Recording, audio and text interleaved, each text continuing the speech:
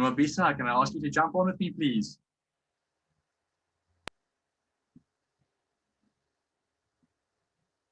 Hello. There we go. There we go. Hey, how are you? Good, thank you. And you? Brilliant. So good. Thanks so much. It's great to have you here with us. I'm very, very happy to be here and have see so many people have taken the time out to come and share and exchange. And so I'm actually learning a few things myself whilst listening to some of the speakers.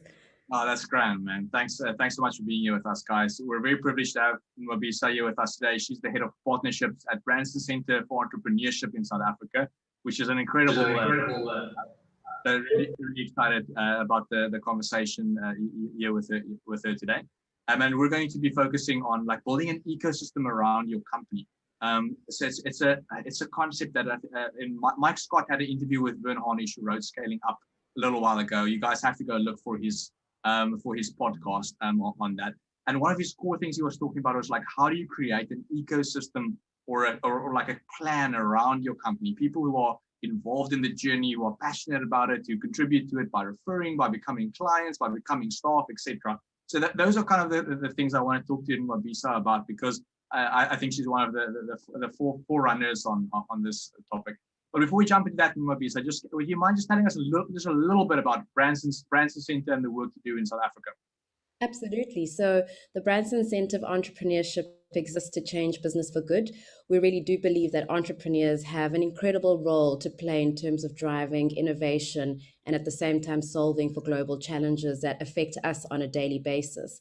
And so for us, we're here to exist, well, we exist to scale up entrepreneurs in a way that's positive for people, planet, and profit. And of course, we do this using the Virgin Way, following in the footsteps of our namesake, Sir Richard Branson. And so that's really what we're about.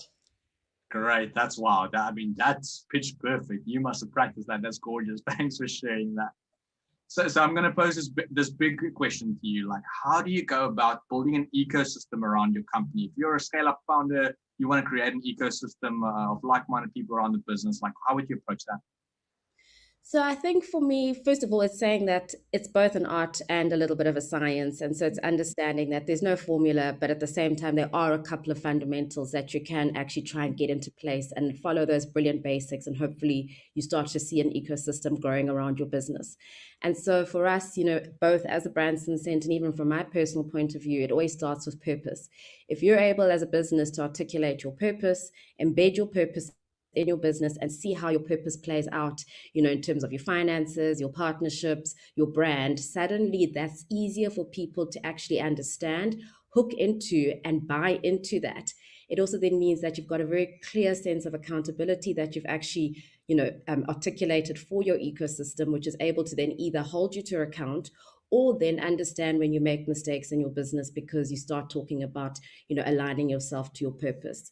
And then in terms of the very practical things. I think when we're growing our businesses, so many times we focus perhaps on business development or sales. I think it's very important to start thinking about getting the right people in your team who focus on partnerships or system building or community building, because that's not necessarily the same thing as sales. It will be an incredible driver towards sales. And, between your salespeople, your business development team, your marketing and comms team, and your partnerships team, you probably then will see a magical way of then driving growth in your business.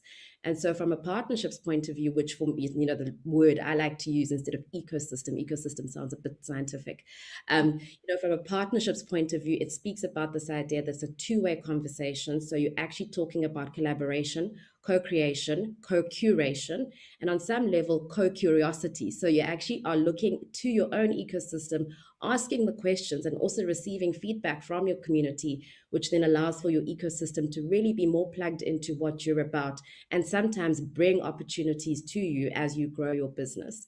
Then from another point of view, it's about being consistent. So say what you mean what you say, act on it at all times. And suddenly people start wanting to coalesce around what is the sense of authenticity, genuineness. These things go a very long way. And then, of course, for us, obviously, as a Branson Center, be entrepreneurial in all that you do. So chase down those opportunities, explore, maybe be a little bit fearless, be a bit wild, but actually go out there and make sure that your community understands that we're all in this together. We're all chasing for the same solutions. Nwabisa, I have to ask on that fearless front, are you going to Necker Island anytime soon? If you have anyone who can give me a vaccination in the next little while, then Seneca Island in a blink. Thanks, man. Wow, I mean, you've laid that out so well. Like, I almost have no further questions on the topic. It's really good. So yeah, I mean, at the core of it is relationships, right? Relationships with people, which are these partnerships. So I guess then if you were to think of like helping those partnerships then scale over time as the organization scales, how do you scale a partnership? So I think it always comes back to this idea that, your partnerships need to come from a place of being values aligned, which is why it's important to have that ability to have articulated your purpose to yourself, to your people, and of course to your community, because that starts then being able to, give you a sense check in terms of, am I even in the right partnership? Not every single partnership is for you. And I think obviously as entrepreneurs, sometimes we get that little shiny penny magpie syndrome where everything looks exciting, everything looks like a possibility. Once you start aligning to your purpose, you start making sense in terms of who do you need to have around you. Once you understand that, in terms of making sure that from the beginning, your partnership needs to exist as a conversation. Once you've got this conversation, you're able to understand how can we then help each other effectively? How can we be of benefit from each other? And so I always say that even in the beginnings of my conversations with potential partners is, I'm not here to sell you anything. I'm not here to pitch anything to you. I want to learn about what bothers you, what keeps you up at night, what excites you. And based on that, we can start landing in a place of saying, right, this is where we intersect, and this is where together we will grow. And so it's making sure that it is this, what you alluded to, that it is relationship driven. And based on that relationship, you can then start thinking about scale. And I promise you, you'll start seeing the results very, very quickly, because it's about finding things that then delight us in this partnership. I love it. It's such a refreshing difference to maybe like core sales methodology to just kind of get in front of this as many leads as possible and convert them to clients. I love this partnership approach and focusing on the relationships first and co-creating something that works for everyone together. I think that's really, really exciting. Sorry, just quickly, and I think for we did hear this word which started feeling quite horrible in terms of resilience. And so for me, once you start talking about relationships and you're looking after your relationships, you actually are effectively building resilience into your business, because your relationships will carry you through both the good times and the tough times. Your relationships will also carry you through the times when you need to pivot or make different decisions in your business. But those relationships will be constant, and so resilience starts coming through relationships. I love it. I heard a founder say at one stage, because he's been so focused on relationships with all of his stakeholders, when his business went through a really tough time, his clients didn't leave; they rallied behind him, and that was such a big impact. That's so amazing. Like when the company's having a tough time, clients don't just leave; they're involved in what you're busy with. They're brought into the purpose. So they figure out a way to work together. That's amazing. Just one last thing I want to ask you is just in terms of partnerships and big new conversations. Is there anything big in the pipeline with the Brands Center that we can look out for? Absolutely. So, in the next week or two, we'll be announcing our 10 entrepreneurs we'll be working with in our food waste innovation challenge.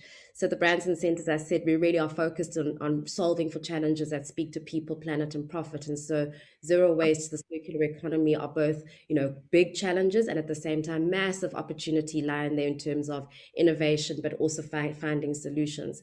And so we partnered up with the United Nations Development Program with an arm of that called the Accelerator Labs, and they will be driving out a challenge looking at solving for food waste here in South Africa. And so we've just finalized our 10 entrepreneurs, and we'll be going to market to showcase them, announce them, we'll be working with them to scale them and get them ready for market and hopefully for investment. And so please, stay close to us and see if you can spot anyone that and also, be there to be their community. Brilliant. United Nations, that's a nice partnership to have. Well done. Nwabisa, thank you so much. We're kind of running a minute or two behind schedule, so I'm going to hand over to Kobus. But thank you so much for taking time to be with us here today. It's been a pleasure listening to you. Really appreciate it. And good luck with everything you guys are doing in the way of meaningful, impactful work. Thanks, Lo, and good luck to everyone as well. Bye. Bye-bye. Hey, Lo here, one of the founders of Outsource CFO. If you enjoyed this video, make it official. Click subscribe.